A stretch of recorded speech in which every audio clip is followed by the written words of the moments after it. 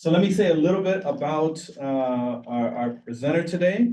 Ariana Valle is Assistant Professor of Sociology at University of California, Davis. Professor Valle completed her PhD in Sociology at UCLA, and she followed that up with a postdoc at NYU. Her research interests intersect the study of migration, race, ethnicity, and politics, particularly with respect to the US Latinx population. Among other publication outlets, her work has been published in top race journals, such as the Sociology of Race and Ethnicity and Ethnic and Racial Studies. Today, we have the good fortune to learn about Dr. Valle's book project, currently titled Citizenship in Context, How Puerto Ricans Are Transforming Race and Politics in Florida, which is based on a year of ethnographic fieldwork in Orlando, Florida, along with 112 in-depth interviews. Ariana will be sharing with us, I think, one of the chapters of the book, From Excluded to Critical Political Actors. As Florida, I mean, I think folks will kind of know this, but as Florida will again be at the epicenter of debates as we approach the upcoming presidential election, and Puerto Ricans have become an important player in the state's political landscape.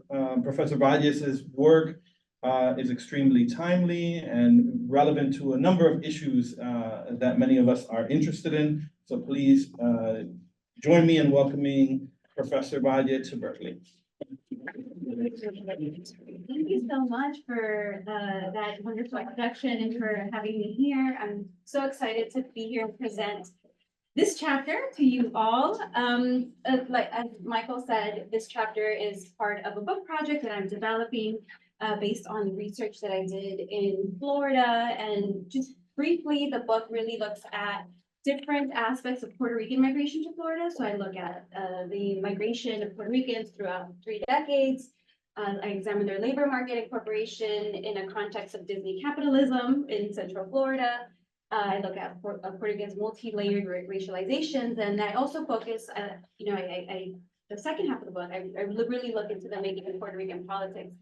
And so I'm presenting a chapter from that part of the book today, and it's work in progress. So I'm excited to hear your comments and your thoughts and any feedback that you may have. So with that, I'm going to go ahead and start.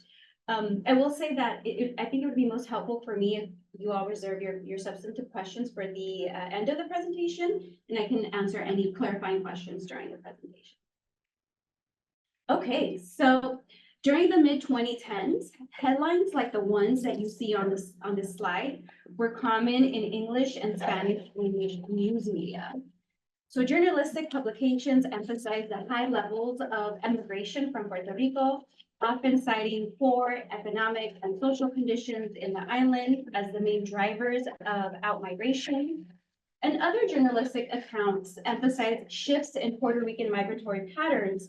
And this coverage noted that Florida had become the primary destination for Puerto Ricans and really speculated about the political consequences for Florida, specifically Florida state politics, but also national politics.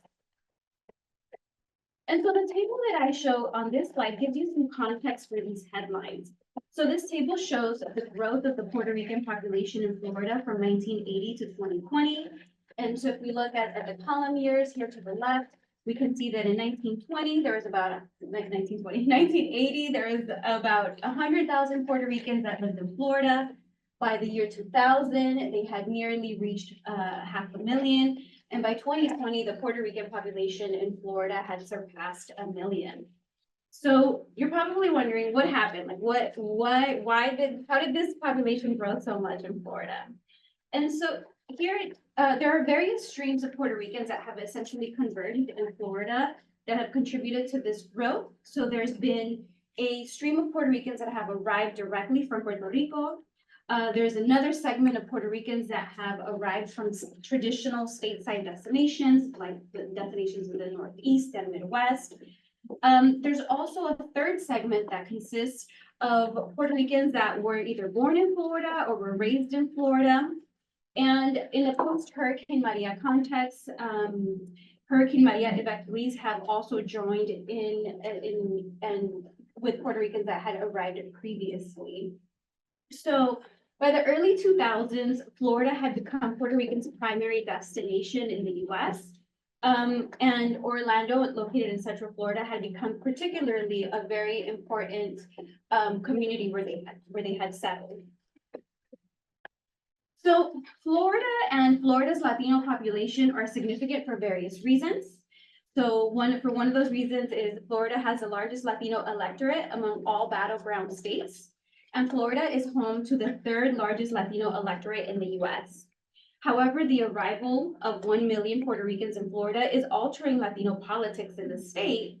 So for instance, Puerto Ricans are now Florida's second largest Latino group, and the Puerto Rican electorate trails just behind Cubans, which have historically had the largest Latino electorate in the state.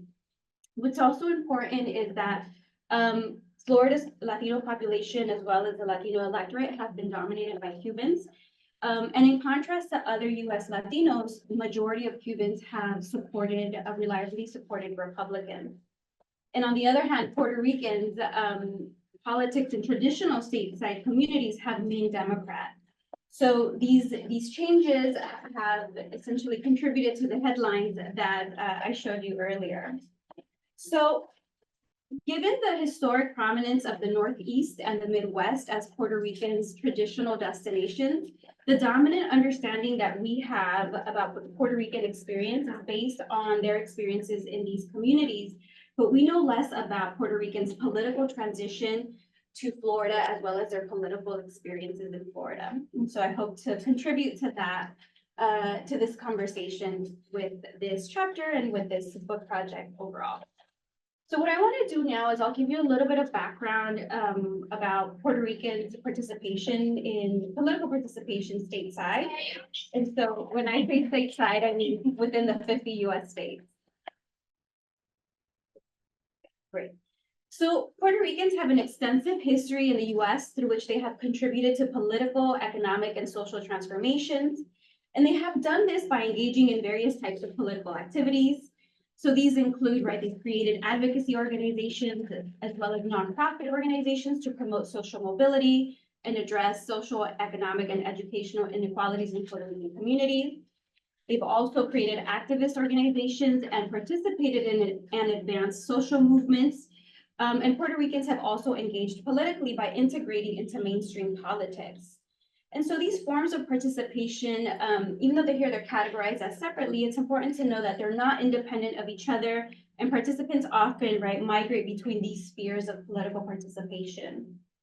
And while this is based on the analysis of Puerto Ricans' political participation in traditional stateside communities, they also provide the framework for ongoing political engagement today. And so if we focus on electoral participation, what contemporary analyses find is that Puerto Ricans' political engagement stateside, both electoral and non-electoral, is notably lower than the US population as a whole, and lower than that of whites. And so, for example, stateside Puerto Ricans register to vote and they participate electorally at lower rates than the general population as a whole. They also have consistently lower voter turnout rate relative to the US population, and that's been consistent for the past 4 decades. In this contrast to Puerto Ricans' consistently high political participation and political activities when they reside in Puerto Rico. So something happens, right, when they migrate from Puerto Rico to the US that impacts their political participation. And so some of the analyses that have focused on island Puerto Ricans, so those are the Puerto Ricans that move from Puerto Rico to the US, find that those who migrate stateside engage in fewer political activities relative to the political activities they engaged in when they resided in Puerto Rico, and some become politically passive. And so, what scholars that have focused on Puerto Ricans' experiences in the US urge us to make sense of these patterns and these dynamics by considering the role of historical and structural factors in shaping Puerto Rican participation in traditional stateside destinations, and particularly how Puerto Ricans' racialized position stateside influences lower levels of political engagement. And so while a lot of this knowledge is based on either participation as a whole in the US or focusing on experiences in traditional stateside destinations, we know less about Puerto Ricans' political engagement and how they're reconfiguring electoral politics in new destinations like Florida. So given that what we know and what we don't know, the purpose of this chapter is to examine the making of Puerto Rican politics in Florida. And in this chapter, I specifically focus on the experiences of Puerto Ricans who were born or raised in Puerto Rico and migrated to Florida as adults. And what I do in this chapter is I examine how Island Puerto Ricans, their political transition to Florida, how they define their political position in the state, and how they enact politics in Florida. So now I'll tell you a little bit about the methodology, and I'm going to discuss my methodology for the broader project that I am developing the book project from. So, and then I'll tell you what data I drawn for the specific chapter. So I collected data in Orlando Metro because it was the fastest growing Puerto Rican community outside of Puerto Rico. Like Michael said, I was in the field for 12 months, during which I conducted in-depth interviews and participant observations. And in total, I collected 112 interviews. And so the interview sample for the project includes Puerto Ricans that were born or raised in Puerto Rico. So that's and Puerto Ricans that were born and raised stateside, so that's 98 respondents. And then I also interviewed directors and staff members of Puerto Rican and Latino organizations in Central Florida. And I conducted participant observations at citywide events that cater to Latinos of various nationalities, when I volunteered with community-based organizations, and when I also volunteered for voter engagement campaigns during the 2016 presidential election. And so the picture that you see here is a picture of the team that I did voter registration with. And we're celebrating there that we registered 10,000 new voters for the 2016 election. And we registered them in Orlando and Kissimmee. And that was a very hot summer, very hot and humid summer. To do voter reg in Central Florida is a whole other, that's a whole other paper. But that was just a really important, and I think this was the moment we talked about, right, that the folks that are in this picture, it's really interesting. It's really Latino folks from all over, Latin America and the Caribbean. Many of them were first generation, but also some of them were second generation born in the US. So it was a really interesting group to do voter registration with. So here this map shows or illustrates the distribution of the Puerto Rican population in Florida as of 2021.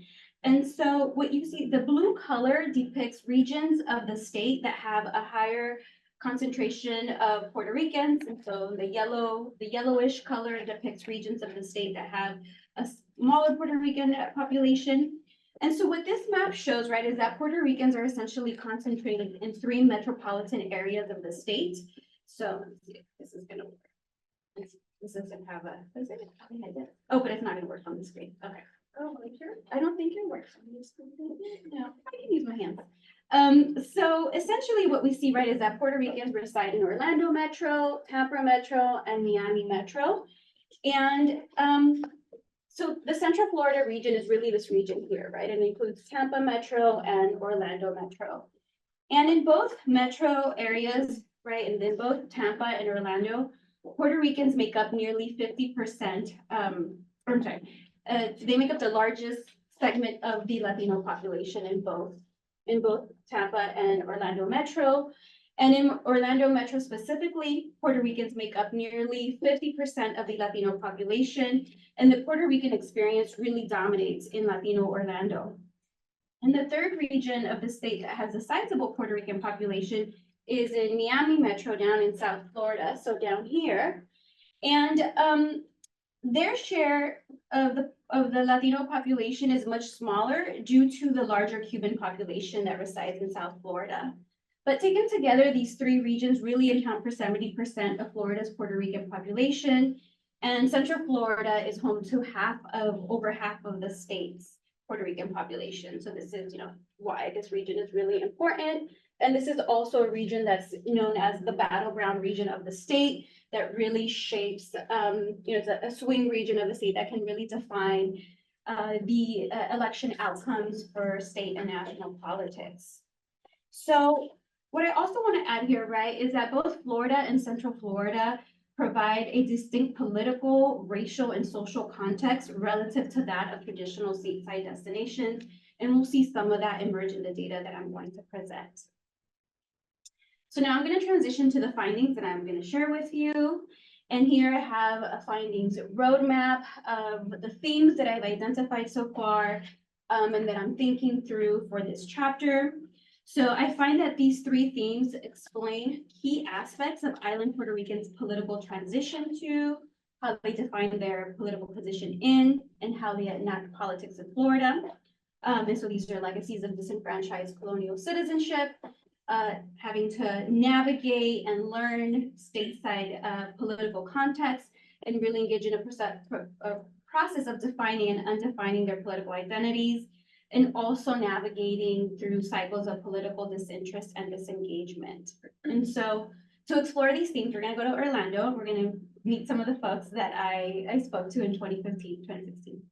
Just a clarifying question. Could you please remind me what your research question was? So for the book project or for this specific? For this specific presentation. So here I'm interested in examining how do Puerto Ricans transition politically to Florida, right? And as part of that experience of how are they transitioning politically and how are they forging their identities, and what are the ways in which they enact politics in Florida? So for Island Puerto Ricans, migration from Puerto Rico to the US means migrating into a political system from which they have been historically and institutionally excluded. And the narratives that I'm going to present for this theme illustrate Island Puerto Ricans' political transition into the US politics and also into Florida politics. And specifically, it's going to capture the ways that in which a colonial citizenship in Puerto Rico impacts Island Puerto Ricans' political participation. And so here for this theme, I'm going to present three quotes from three different respondents to highlight some of the parts of this experience. So at the time of our interview, Camila had resided in Orlando for 4 years. And as we discussed her political participation in Florida, she shared, "There was an election when I arrived here, and since I didn't know the system, I didn't vote. I didn't know what the parties were like. It's very different here from Puerto Rico. Here you vote for the president of the United States, for everything. You vote for governors for each state, and for those who are part of, I don't know if here they're mayors or what they are. In Puerto Rico, you vote for one governor only, and each town selects the mayor for their own town. Since I was not familiar with it, I decided not to participate in 2012. I was disoriented then, so I did not participate." So here, Camila migrated to Florida in 2012 during a presidential election year in which incumbent President Obama was challenged by Republican nominee Mitt Romney. It tells us she did not participate in 2012 because of her lacking knowledge of the US political system. And specifically, she didn't understand US political parties, she didn't understand electoral positions or just elections in general. And Camila was someone who had not engaged in prior stateside migration, so her political frame of reference and her political experiences are rooted in Puerto Rico's political system. And because, right, Puerto Ricans have a colonial citizenship, those who live in the island are disenfranchised from participating in US federal elections. And so this means that in Puerto Rico, when they vote, the highest executive office that they vote for is the governor. Whereas in the US, right, the highest executive office that US citizens vote for is for the president. So once stateside, right, Camila's US citizenship expanded to include voting rights. However, she chose to abstain from participation in 2012 due to what she described as, right, just not knowing the system, she expressed feelings of like foreignness and confusion. And I picked up on some confusion still in 2016. And as we talked about the political system in the US, she mentioned that she was still confused about administrative positions as well as electoral positions stateside. So what I contend, right, is that Camila's experience is really rooted in systemic exclusion of Puerto Ricans who reside in Puerto Rico from participating in the US political system. And this exclusion is a function of Puerto Rico's colonial status and Puerto Rican's colonial citizenship. And as we can see, right, with Camila's case, that this disenfranchised citizenship that she has in Puerto Rico really has ripple effects stateside, because although she migrates stateside, her political rights or her citizen rights expand, she is still, disengaged and disconnected from the political system, specifically electoral politics. So I also talked to Amanda, and Amanda is also born and raised in Puerto Rico. When we met, she had been residing in Orlando for 3 years, and prior to living in Orlando, she had lived in the Midwest for several years. And so in Orlando, she founded an education-based nonprofit organization that serves Latino families. And as we discussed Puerto Ricans' political participation in Orlando, she also shared some of the challenges of transitioning into the US political system. And so she says, right, it's a completely new system, the United States, because in Puerto Rico, you vote only once on the electoral year. And she elaborated on other key political system differences. So she says, right, in Puerto Rico, the governor, the resident commissioner in Washington, legislators and mayors, all of those candidates appear on the same ballot. And on San Lorenzo's ballot, you have candidates for that area, so all candidates appear successively. It's not like that here in Florida. Here you vote in primaries that take place mid-year. You vote every 4 years, but it's really every 2 years. Okay, in 2010, you have one election. In 2012, you have a general election. In 2014, you have a primary election, meaning you vote every 2 years. And Puerto Ricans who just arrived don't know that. You have to vote for education, for local boards. So she's really emphasizing, right, the complexity. And what I thought was really interesting, right, is that she really shows or highlights these layers of just kind of complexity and focusing on elections and how confusing this can be. And so as I tried to kind of unpack what she's telling me about the elections, right, she's basically telling us, right, there are these 2 primary elections that take place in Florida. There's the presidential preference primary election, which takes place during early spring, typically January through March of the presidential election year. And then she tells her, right, there's a second type, there's a standard primary election that's held in summer, where you essentially select party nominees for federal, state, local, and district offices, and then you vote for them in the fall election. It's also Florida is a closed primary state, so this means you can only vote for candidates affiliated with the political party you're affiliated with. And there are also general elections, right, which take place on years and multiple before. Then there's the midterm elections that take place halfway between presidential elections and so forth, right? So, as I was trying to figure out, that doesn't include the gubernatorial election and also any other potential elections that may be scheduled as well. So, but it's as I was trying to figure out all of the elections, it was also really confusing for me to map this out. And I realized, like, wow, this is really, you're entering a system where it's just layers of complexity in relation to Puerto Rico, right, where you have one general election every 4 years, and you might have a referendum election. And between 2000 and 2016, there's only 3 referendum elections. So what I think is really important here is highlighting, right, the ways in which when Puerto Ricans arrive from Puerto Rico, they're really entering a system where the organization and the administration units and actors, as well as the participation processes, are different than they are in Puerto Rico, and where you can really begin to see these feelings of foreignness that arise and promote disengagement.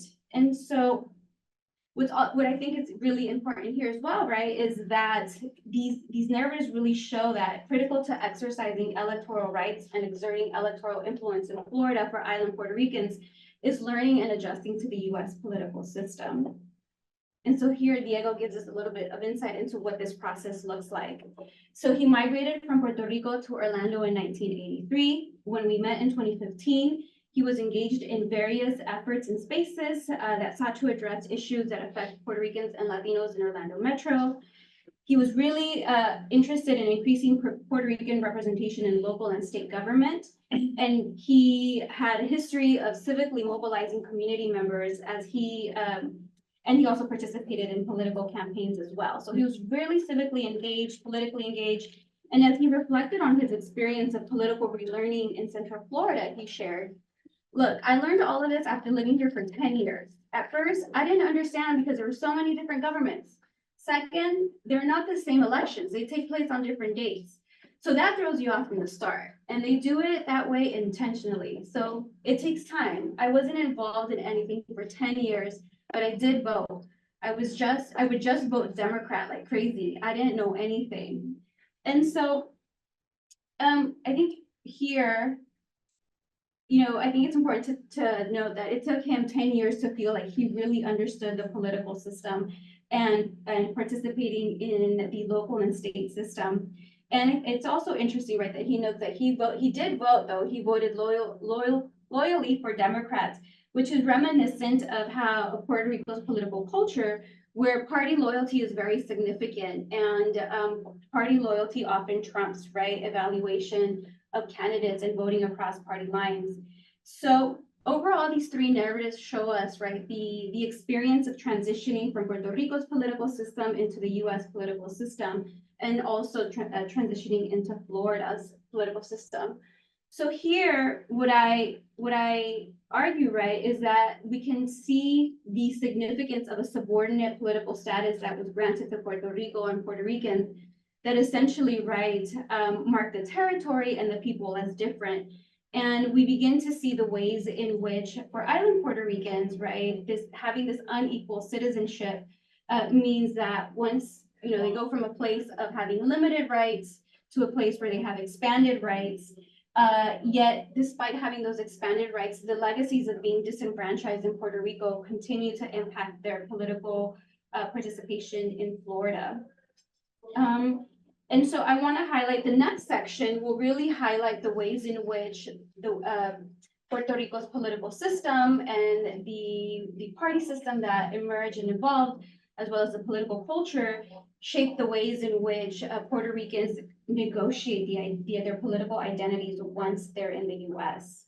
So now I'll present the findings for the second theme, where they're reconciling their political identities. So Valentina recounted the process of forging political identity in Florida.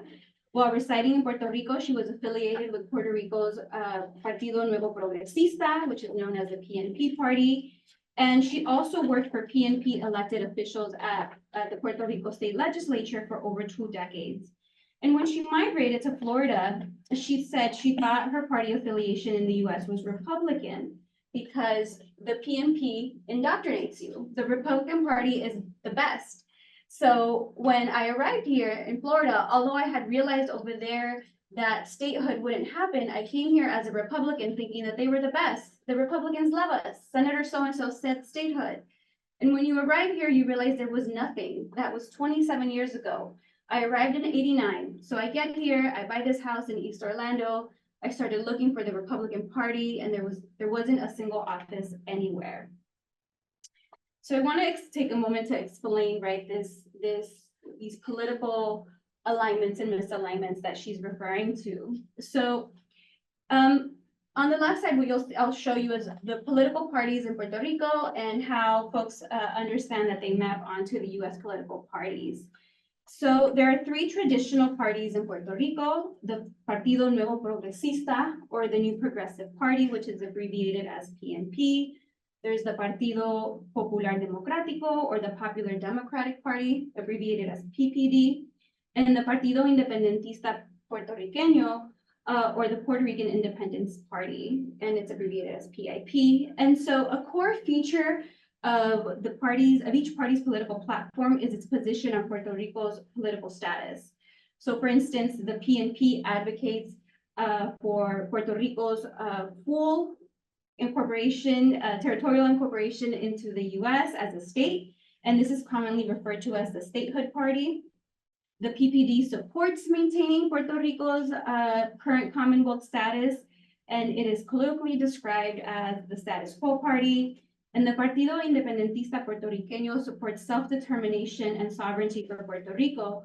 And the PIP party is often referred to as the Independence Party or supporters as independentistas.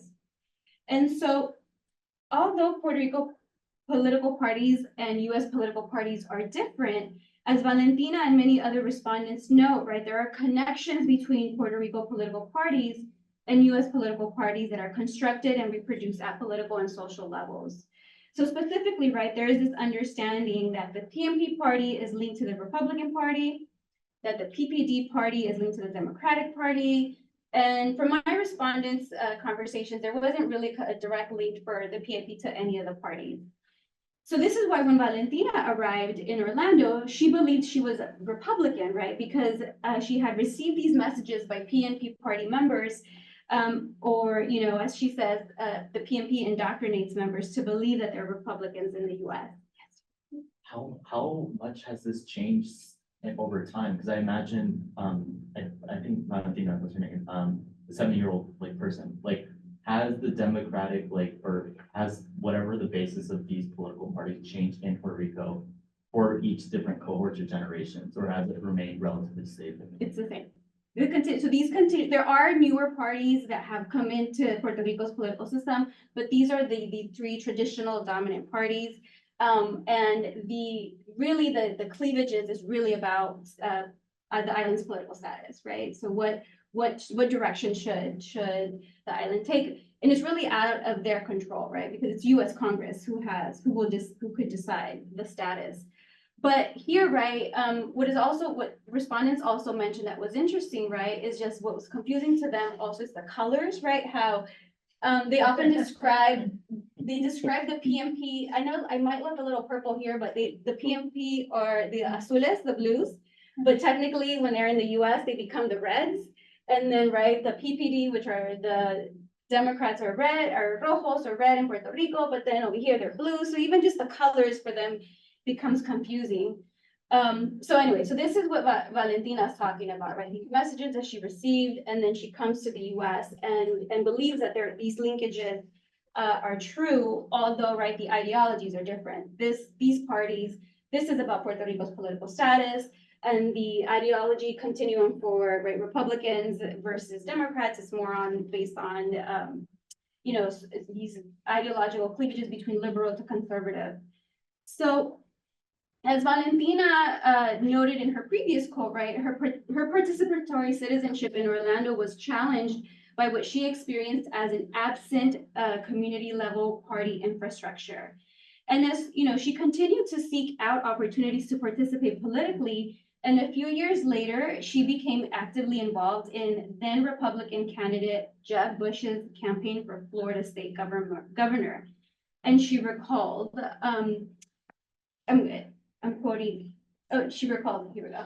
My first campaign was Florida Governors Lawton Chiles and contender Jeb Bush in 1994. Jeb Bush would speak Spanish, and I thought, que chévere. But as time passed, I sat down, I analyzed, I went home and analyzed, how does Jeb Bush's ability to speak Spanish or not affect me? And that Columba is Mexican. Columba doesn't call me over the phone. They're rich and comfortable, and I'm struggling to live in this house. That's how they got a grip on this community and have subjugated it. I got involved because Jeb Bush spoke Spanish. I started by attending meetings and went often so they could recognize me. I started to participate there. So what Valentina tells us, right, is that Jeb Bush's ability and willingness to speak Spanish was appealing to her. Yet now with a more critical lens, she really sees it as a political tactic to gain support from and manage the local Puerto Rican electorate. So in other words, she realized that Jeb Bush engaged in the politics of his boundaries. And overall, Valentina identified as a Republican and supported Republican candidates for 16 years. And during this time, she told me that she was an active participant in the local party. She attended party events. She said she went to meetings, candidate forums, and she actively supported local and state Republican candidates' campaigns. And for her, right, being active was important because one of her goals was to push party leadership to run Puerto Ricans as candidates for local and county positions. But she told me, right, that that was really difficult and a constant battle, and recalled that most often the Republican Party nominated non-Hispanics to run for available local seats. So her experiences with the Republican Party, right, in her working class position really prompted a political reassessment. So she tells me, right, that in the mid-2000s, she was disappointed and frustrated with the Republican Party. She left it, and then I switched to Democrat. But I realized it was the same on the other side. They wouldn't give Puerto Ricans a chance. So I said no after a few years. I realized this party, the Democrats, is the same as the Republicans, and that is not what I'm looking for. Here, my community needs to feel the benefits. So when she switched to the Democratic Party, she also became really involved in local and state party politics. She supported then Senator Barack Obama's presidential campaign in Florida in 2007 and 2008. And as part of this work, she organized and mobilized family and community members to register to vote. And she also convinced some of those who identified as Republican to switch their party affiliation to Democrat. And as she notes, right, in the quote above, she eventually left the Democratic Party because she observed a similar pattern of Puerto Ricans' exclusion from leadership positions, both in local and state Democratic Party spheres. So when she left the Democratic Party, she said she registered as no party affiliation, abbreviated as NPA. And in 2015, she continued to identify as NPA. And so Valentina said that she identifies as NPA now, or in 2015, because she felt it allows her it positions her to make better political choices. And for her, this means that she evaluates and votes for candidates regardless of their party affiliation. So what's really interesting, right, is that she had this political journey in Florida that went from initially identifying as Republican for 16 years and supporting Republican candidates, really, oh, sorry, this is a typo, really rooted in the colonial politics of Puerto Rico and the messages that she received in Puerto Rico about what it meant to support statehood and how that translated into a political identity in the US. And then, right, she experiences political marginalization and switches to the Democrat Party, hoping that they would be different on that side. But overall, right, she doesn't see a difference between Republicans or Democrats in Florida. And she feels that really to exert her political agency, it makes more sense to identify as NPA. So Daniela, I want to share a little bit about Daniela's experience as well. Migrated to Orlando from Puerto Rico in 1999. And she said she migrated due to economic conditions in Puerto Rico that were really challenging for her and her husband.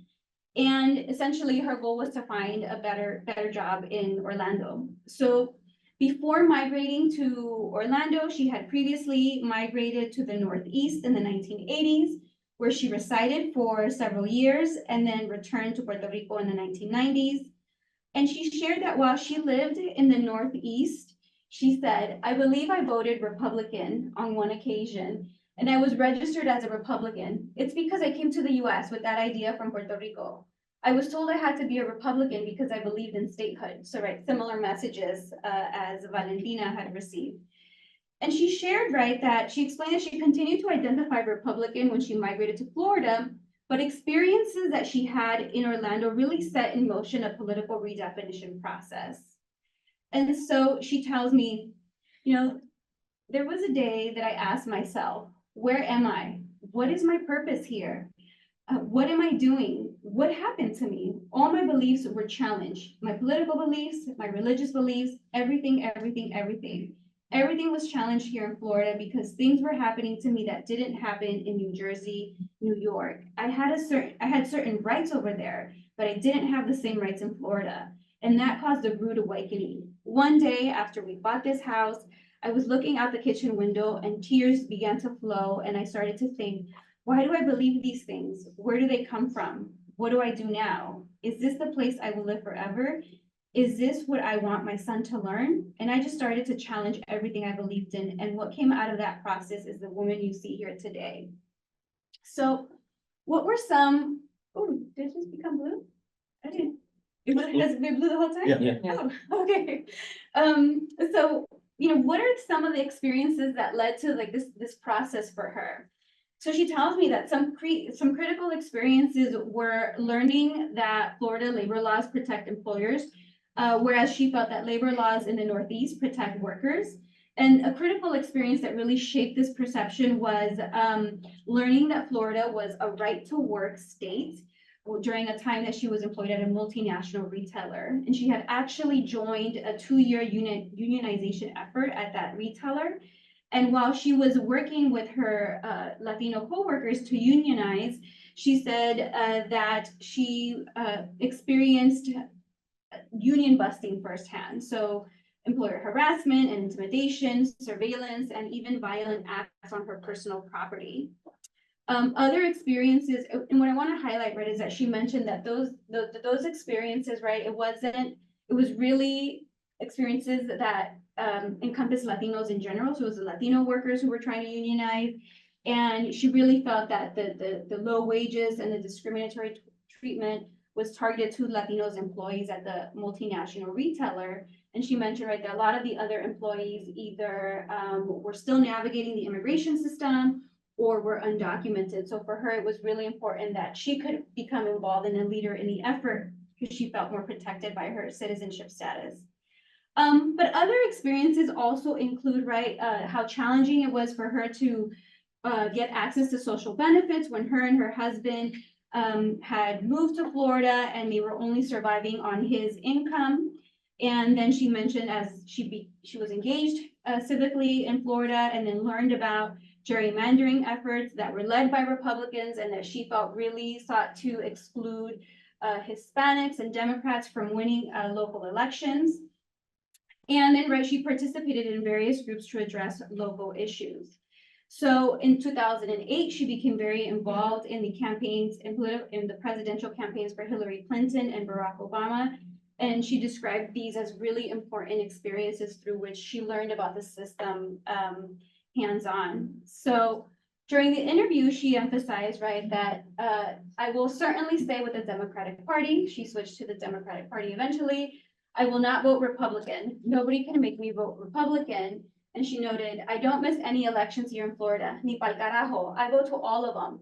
When I voted for President Barack Obama, when I marked my vote for the president on the ballot, the sensation I felt was, I am now a full American citizen. I am a Puerto Rican. I remember that moment exactly. I am a Puerto Rican voting in presidential elections. So like, let's see, do I have it? Like Valentina, right? Daniela also has to go through a political journey through which she's reassessing and trying to understand her political identity, and where we see how the messages that she received in Puerto Rico converge, right, with her experiences in Orlando as she's negotiating her political position in the state. And what I thought was really interesting and I think really significant is her explanation, right, of how it felt to vote for president. And really shows us, right, that this idea of being a full American and being Puerto Rican are mutually exclusive. And something that was really memorable for her to be in a position where she could exercise full political rights. And so now I want to talk a little bit about the third theme. And so in this theme, I will review the experiences of 2 respondents who illustrate the ways in which some study participants navigate through cycles of political disinterest, interest, disengagement, and engagement. So Andres was a recent arrival from Puerto Rico. He was a dentist and had his own practice in Puerto Rico, yet he decided to migrate to Orlando because he believed he could find better career opportunities and business opportunities in Florida. So in terms of his political engagement stateside, he shared he was unsure whether he would vote in the 2016 presidential election. And he noted that pre-migration, he abstained from Puerto Rico's last 3 general elections. So this means that he did not participate in the 2004, 2008, and 2012 elections in Puerto Rico. And so he explained his withdrawal from electoral participation in Puerto Rico because he said, I don't know whether my vote would have made a difference. Maybe not. It's likely it wouldn't have because you have never seen an election that was decided by a vote. I try to have the best possible relationship with politics. It doesn't interest me. It could be because in Puerto Rico, everything was based on colors, red or blue, everything was based on that. If you support the blues, the PMP, well, you vote for the blue candidate. You don't vote for the best candidate. It happens here too. So what Andres expresses, right, is doubt in the electoral process at various levels, right? He is skeptical about a single vote's actual influence on election outcomes. His doubt is also related to how politics is done in Puerto Rico, where strong partisan loyalties supersede really assessing and evaluating candidates that would implement the best political platform. And so he also, right, in mentioning, right, the ways in which partisan loyalties are so significant in Puerto Rico, he also expresses a lack of confidence in the Puerto Rican citizenry. And so not only, right, is he doubtful about politics in Puerto Rico, but his weakened sense of political efficacy also migrates with him and influences his disinterest in stateside politics. And like Andres, other respondents noted that politiquería or politicking in Puerto Rico and a lacking credibility of Puerto Rico politics led to political fatigue, to dissatisfaction with and withdrawal from Puerto Rico politics. And once they arrived in Orlando, they were just disinterested in politics altogether. And what I found is that this case or this scenario was really was particularly prevalent amongst Puerto Ricans who had recently migrated to Florida from Puerto Rico and whose migration was connected to what they explained as deteriorating social and economic conditions in Puerto Rico, particularly right throughout the 2000s and into the mid-2010s. And really, they felt that the political system in Puerto Rico was responsible for conditions in Puerto Rico. And they were just done with politics altogether. Okay, here we go. So lastly, I want to share David's experience because I think it's also interesting because we can see how a recent arrival, but also a long-term resident navigate these cycles of disinterest and disengagement. So David migrated to Orlando from Puerto Rico in 1986. And he described his political affiliation, or he described his political participation in Florida. And he shared, I was never really interested in politics in Florida. I don't know whether the experience I had in Puerto Rico, how politics worked over there, and the thought that politics in the United States would be the same. Although it's a bit less, it really isn't that different. At the end of the day, politics is politics. In fact, I never registered to vote. I didn't register to vote because I heard people who were registered to vote were the ones called to jury duty. And so he eventually registered to vote because he was summoned to jury duty despite being an unregistered voter. So he recalls, right? The first time I voted, it was for Bush in 1988, the one who was involved with the Gulf War. That was my first election. And David voted in 4 consecutive elections. And while he leaned Democratic, he said he also voted for Democrats on occasion. However, after the 2000 presidential election, he said, I was disappointed in a way, not because I supported one party or the other, but when the second George Bush beat Al Gore and the decision, Florida was the state that gave whoever won Florida would win the election independent of the other state, and how both parties were trying to manipulate the recounts here, mainly in Central Florida and South Florida. Both parties were trying to manipulate. The party who officially won on election day, or when the first numbers were in, was the Republican Party. They were trying to stop the recount, of course, and the Democrats wanted to continue. So they redid, I don't know how many times, the recounts. All recounts led to the same thing. So they, Democrats, started to look for mainly elderly people who said they made mistakes when voting because the structure of the Florida ballot was unclear. And they were confused and voted for the wrong person.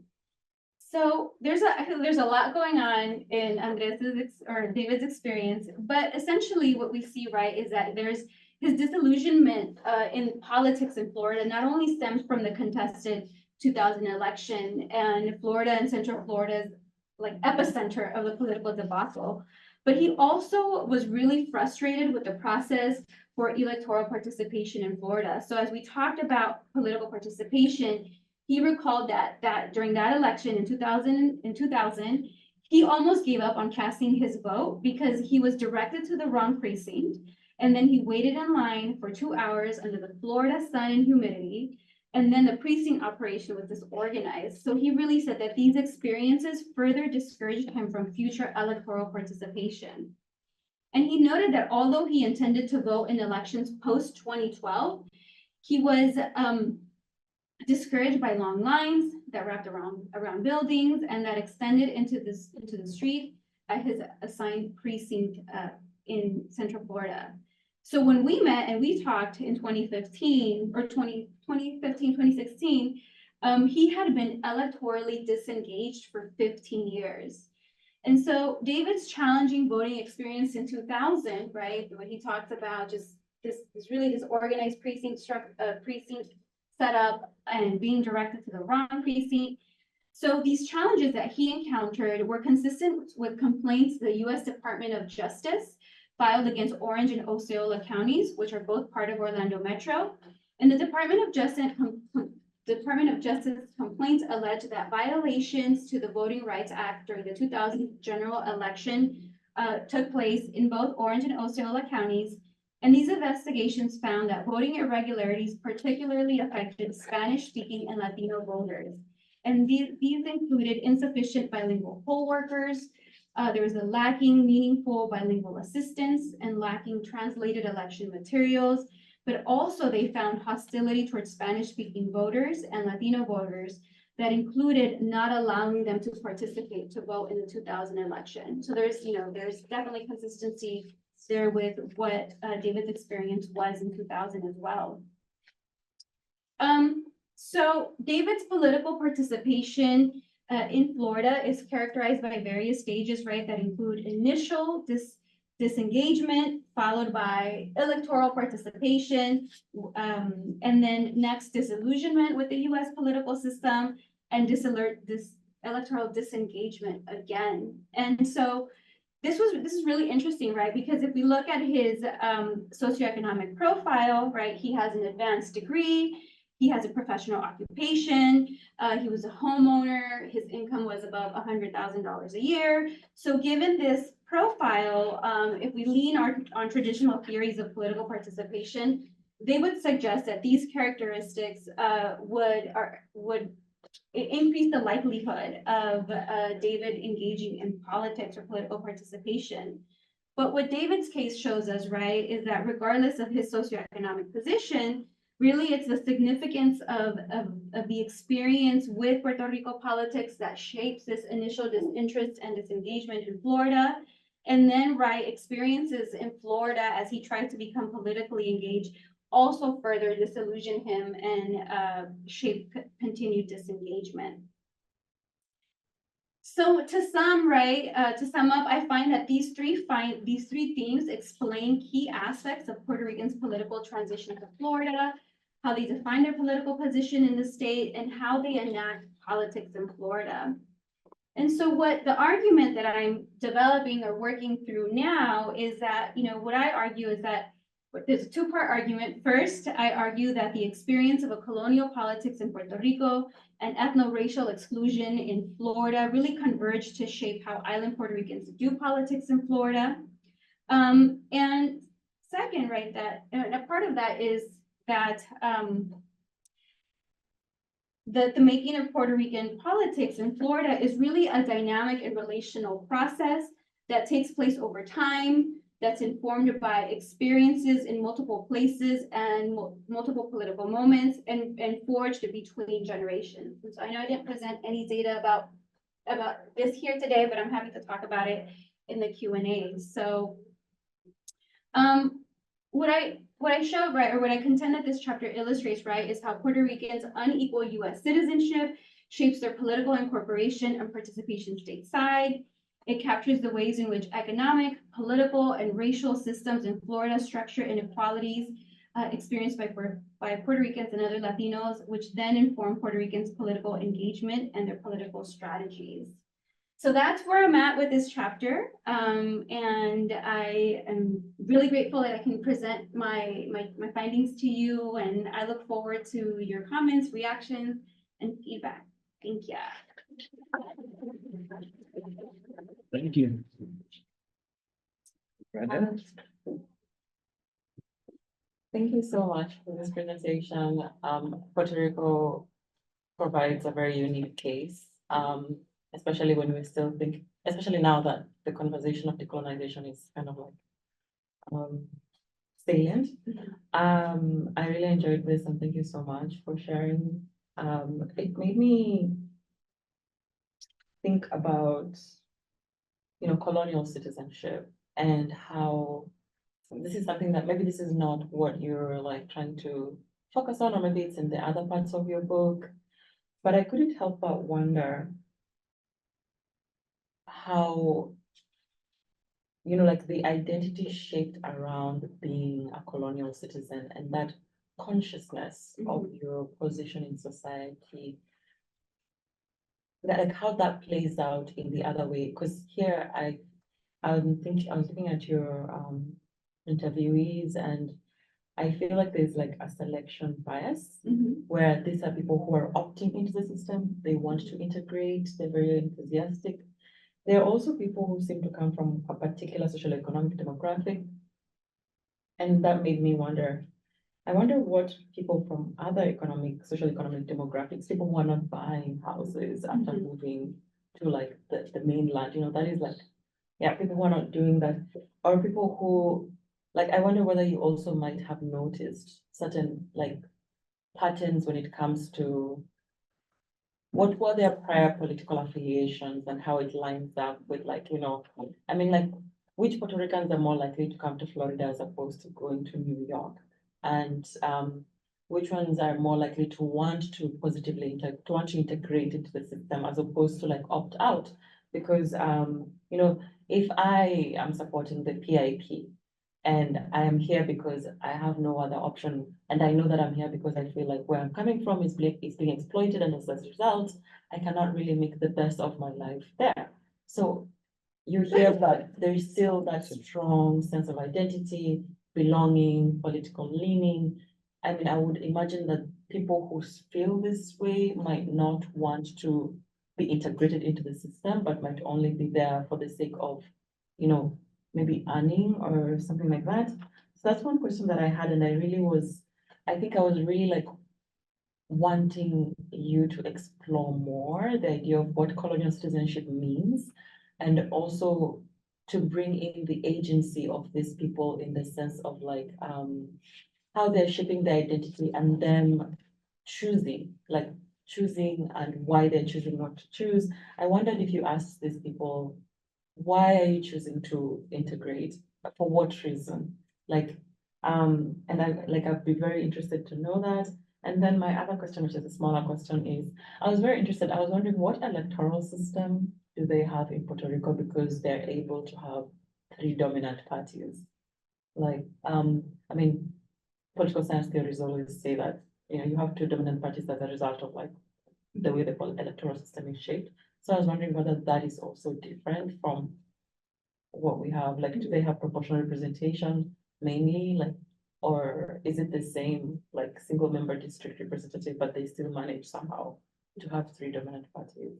Do you mind introducing yourself just for, Yeah, so my name is Mango. I'm in the political science department. I'm doing my PhD specifically in comparative politics and disability politics, but I'm also thinking about enfranchisement of like, persons with disability. So I was quite interested in. Thank you. Thank you for those questions. They're definitely really important things to think about. So in terms of the first question of like who's migrating to Florida, right? So clearly the folks who are able to get out of Puerto Rico have to have some kind of resources to be able to leave Puerto Rico and settle in Florida. So there's what I found in my research, some folks who arrived, right? So like in Valentina's case, who arrived in, she said, it was 1989, and she bought her house in East Orlando. She had a government job in Puerto Rico. She was, and government jobs in Puerto Rico are very coveted. And so she had used all of her savings and tapped into her retirement plan to move to Orlando. But she struggled a lot in Orlando. So after working at the Capitol in Puerto Rico, she had to work at a grocery store in Orlando, right? And so they're entering, it doesn't necessarily always mean that there's like a lateral kind of professional transition. And so when she's in Orlando, she really experiences, oh, this is what it means to be working class, right? And so, but others who don't have the financial resources, there's also a community that has developed. And I think folks in Puerto Rico have a connection in Orlando, either through a cousin, a friend, a relative, so like the migrant social networks really play an important role in providing resources that help folks transition. I definitely agree, right, that the folks who migrated to Florida, right, they chose not to stay in Puerto Rico for, you know, whatever the reasons were. Oftentimes, most folks cited, right, economic reasons. Some folks that were so these are the folks coming from Puerto Rico specifically. Some folks mentioned how in the 80s and 90s, land and lots were advertised in Puerto Rico really, really cheap, right? So one respondent told me that their parents had bought a lot for like $7,000, $8,000. And so there's been some definite like recruitment of Puerto Ricans by selling land and property, but also an important source is what I call Disney capitalism and the development of the tourist industry. And so there's recruitment, right, of Puerto Ricans to come and work in the Disney industry. And so I found that there were some respondents who were either doing really well, like the last respondent I showed you, David, who was the engineer, or folks who were working as housekeepers in hotels and earning minimum wage and working alongside other Latin American immigrants. And I will definitely say that for the folks who were the more recent arrivals and still kind of transitioning, for them, political engagement was the last thing that they were thinking about, right? They were worried about finding housing. They were worried about finding a stable job. They were trying to figure out like what the school system for their children. Sure, those folks, they were just not, political engagement was not something that was on their mind. Other folks, like the one, like I showed you, I think it was Andres, the dentist, right? There were other folks who weren't professionals in Puerto Rico, but who were just as dissatisfied with politics, right? And they were just dissatisfied with how the political culture works in Puerto Rico and had just tuned out, right? And decided that they weren't going to participate. And it's interesting as I'm having these conversations and then we move on to like, so what are you thinking about the 2016 election, right? For some of them, they start thinking about like, well, you know, I'm just really tired of politics and I really, you know, I'm just dissatisfied with it. But some of them mentioned, but you know, Trump is a candidate and I really don't want him to win. So the Trump candidacy may have inspired some of those who were initially disengaged to get involved, but I don't know that it would translate into sustained political engagement. For some of them, it became about, he's actually really, he's a problem, he's a threat. So I might just vote to make sure he doesn't win, but it wasn't like a substantive type of desire to become politically engaged in that way. In terms of going to New York, why are they going to Florida and not New York? Some respondents told me, right, New York is expensive. They knew, right, that cost of living in New York was inaccessible to them. They knew, right, that home ownership in New York would not be possible. Some of them also talked about New York winters, right, and not wanting to, you know, go and deal with New York winters. And Florida is close enough to Puerto Rico where they can go back and visit, right, when it's possible. And cost of living in Florida is lower, but not until folks are there and they really experience the Florida labor market do they realize like, oh wait, cost of living is lower, but minimum wage is also really low, right? And then there's these public benefits are not as expansive as they are in New York. Many of them cited New York as the example. So, and there was a question about the dominant parties in Puerto Rico. Okay, so I'm gonna go back to that slide. And so these are the three traditional parties, right? Electorally wise though, the PNP and the PPD are the ones that get the most votes and the most support. The PIP, the Independence Party, gets really small electoral support, but they still, the PIP and the independence movement is still really prominent in Puerto Rico and really, you know, there is, it has an important presence in Puerto Rico politics, right? Also, there's been connections between activism in the US and the independence movement in Puerto Rico. So most of my respondents either had identified as PNP or PPD in Puerto Rico. And this is also tied to the ways in which these parties, there's like a system of client politics that operates in Puerto Rico and job patronage. And it really depends, right? If the PNP is in power and you want a government job, you need to prove your loyalty to the PNP, right? And then when the PPD is in power, they kick out the PNP affiliated employees, right? So there's a system and that's what I explore in the chapter before this one, this is what politics in Puerto Rico looks like. These are the frames that Puerto Ricans develop about Puerto Rico politics, which all further contributes to their just disillusionment with the party system, right? Because the party system, they see it as really just invested in maintaining control and power, but not making any substantive changes in Puerto Rico. Does that answer your? Yeah, it does. I'm sorry, I just want to push a little bit more because I just want to say that I think we would also benefit to know the story of the people who are likely to support PIP and how for them that support for PIP, that consciousness of them being a colonized people affects how they relate to politics when they move to the. Yeah. I agree. And we could also say, right, that there might be a selectivity. Maybe PIP folks are selecting to stay in Puerto Rico because they're, right, they have a strong sense of nationhood. I don't have enough PIP respondents in my sample that identified as PIP to do that level of analysis, but I agree, right? There's probably some of the folks who had identified as PPD because they believe in maintaining the Commonwealth status talk about once living in the US. So this is no longer about like what party they support in Puerto Rico, but once experiencing statehood, deciding that they actually support statehood for Puerto Rico instead of Commonwealth. So that's a whole other paper. But yes, I agree. I don't have enough people in my sample that said that they identified as PAP in Puerto Rico, but I agree here. Thank you.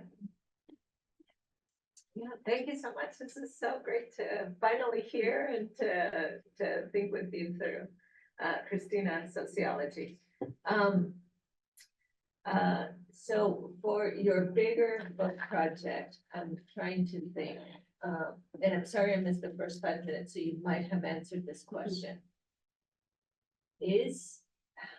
Are Puerto Rican eligible voters distinct from other Latino eligible voters? And if so, how? And what might your whole book project sort of tell us more broadly about sort of the Latino vote and its capacity, you think? Yeah. I'm gonna write this down. So at first level, like I want to know, amongst eligible voters, like, are they acting differently? Like, do they have higher turnout rates, partisanship different than other subgroups? And then I want to know how that is. I want to paint that picture so that I can understand if from what you're saying here, I can know, because the bigger question, I think, from me and maybe other readers for your book is, what do I get out of this book? Well, one of many, but one question is, what do I get out of this book that tells me why Latinos are still a sleeping giant, or why Latinos still have the biggest sort of gap between eligible participation and actual participation, right? And I feel like your data is really rich, right? And there are ways in which, although Puerto Ricans are quite distinct, they're also quite similar. Yeah. Yeah.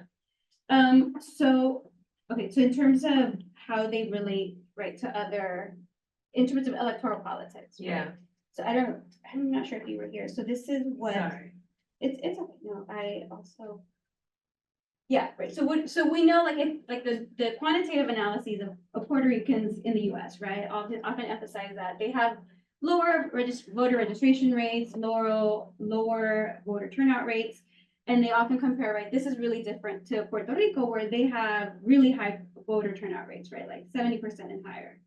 But So is it lower compared to like Mexicans and that, or lower compared to whites? I'm gonna get to that. Okay. So the lower compared to the US population as a whole and lower compared to white. And I don't have that data point here, but when they compare Puerto Ricans to other Latino subgroups, their participation rates electoral are similar to that of Mexicans, right? Okay. So there's that similarity with Mexicans. And so what I think my data allows us to understand is really what is this process, right? Like what is this process of having to adjust and why we might see what folks would say like, oh, these are lower participation rates, right? Well, we know we can see that it's this process of learning, right, a new political system, but also just really experiencing disinterest and disengagement in Florida based on what happens there. But so what I think is different, right, in terms of if we think of political engagement is the ways in which the colonial relationship and really the political system in Puerto Rico is connected to the US, right? But also it's different.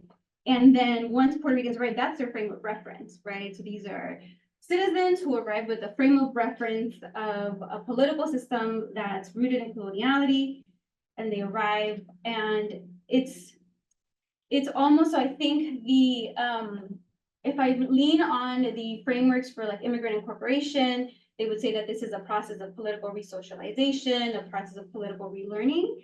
But I think this is different in that they're a part of the US, right? It's a function of being excluded from the US and subjected, right, to a different system in Puerto Rico, that it really revolves around the idea or the center to that is Puerto Rico's colonial status. But then once they are, so how are they similar to Latinos, right? I think being in Florida, and in many ways they share a lot of spaces with other Latin American immigrants, right? They work alongside Latin American immigrants. There's a sense that they're experiencing discriminatory treatment like Latinos. So I think there's the forces of Latino racialization, I think really lead to this consciousness of, it's because we're Puerto Rican, but it's also because we're Latino, right? Because in Central Florida, folks don't distinguish, right, between Puerto Rican and Venezuelan, right? They have a sense that there's a process that they're experiencing exclusion and marginalization for being Latino. Did you want to follow? Yeah, one thing I'm thinking of, if I think of the eligible Mexican American voters here, they're more likely to be second and third generation, not first generation. The way you're setting it up like this, it makes me think that the eligible Puerto Rican voting population has a higher level, like has a significant number of first generation folks, much more. I wonder if that is, I don't know, I just Yeah. wonder if that is. And then because of the link that you're trying to make with the island politics, it feels like a really first generation story. Uh-huh. It can also be a second generation story, Yeah. I just don't know. And so is this like one subset of the Puerto Rican population Right. for which this matters, and then if I think, is there an equivalent with Mexican? No, because Mexican immigrants that come here don't express that high level of voting engagement in Mexico the way you're suggesting it is in Puerto Rico. Yeah. Which then the last thing that it tells me is you've got two disparate systems, yet they're converging on the same outcome. Yeah. And so it tells me the real power of some ethno-racialization process that's happening here, despite the two distinct systems. That's the only thing I'm thinking about. So here, this chapter is based on the experiences of Puerto Ricans who arrived in Florida from Puerto Rico, or island-born, island-raised Puerto Ricans. I have a smaller sample of stateside born and raised. And their experience is really coming from a place of they know they've been racialized, right? So a lot of them are from New York or from Chicago. And so they come to Florida with that racial lens of, oh, we know what this is about, right? So that's converging, right, is the folks coming from Puerto Rico and readjusting and kind of learning their place. And then you have folks that are coming from New York, Chicago, Pennsylvania, who they're like, oh, we know what is happening, right? We've been through this in New York before. And so then that sets up an interesting dynamic, right, that I hope to explore in other chapters where I'm looking at, so how are these coming together in voter engagement projects, in Puerto Rican political community building, because then you have these different ways of doing politics converging. And the stateside folks often, when they talk about their experience in Florida, it reminds them of New York in the 1950s or 70s, where they were fighting for, their battles in New York. So I think this sample, I think, is really interesting in that I can capture what the folks that are running for Puerto Rico are experiencing. The other stateside folks are really coming in with a racial lens and kind of having a sense of, oh, we went back in time, and kind of ready to roll up their sleeves and feel like, we know how to fight these battles. So that's where I'm at now. We only have a few minutes, so let's maybe take a few. Just super quickly, I wonder if it would be helpful to draw a contrast with Cuban Americans or Cuban voters, and in terms of their story is a refugee story, right? And they're much more likely to vote Republican because that's who was in power when they were invited to come and seek refuge here. And so that's a really different, their experience with the government in Cuba and coming to the US as refugees is really different from the story that you're telling. And that's where I think your point is really interesting, which is if we could just hear from these independents who are, about nationalization and national identity, that could really tell us a larger story, I think, in terms of where the political system that you come from and your relationship to that political system is going to stay with you when you get to this country. And it's not just about the broader ethno-racial experience that you have here, it's also about the political experience you had at home. So I don't know if that's helpful, but. Let's take, Stephen, did you have a question? We just put it, and then you can respond to either. Yeah, I have so many questions, comments, so we might talk after, hopefully. I think, so my name's Stephen, I'm a PhD student in sociology and demography. I'm interested in Latin American immigration in the South, so this is awesome, amazing project. I guess one thing that I do want to also address, something that you mentioned, was this idea, about like immobility in Puerto Rico, notions of like involuntary versus voluntary immobility. Like some people choose to stay as a result of that. Why is that the case? Some people want to come to Florida but cannot come to Florida.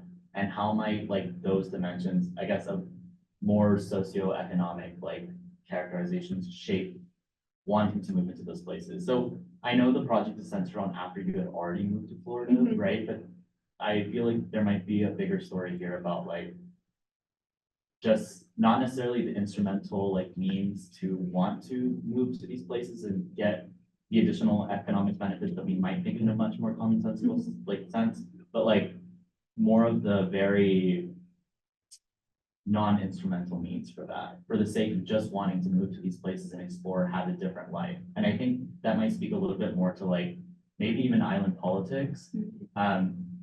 Just because I lived in Hawaii for a couple of months and I got to really understand a little bit more of the experiences there. And I think this speaks more broader to like comparative like notions of wanting to move to a place without the instrumental means to wanting to go there. So I guess my question is, could you speak a little bit more to the non-instrumental means for wanting to go to these places?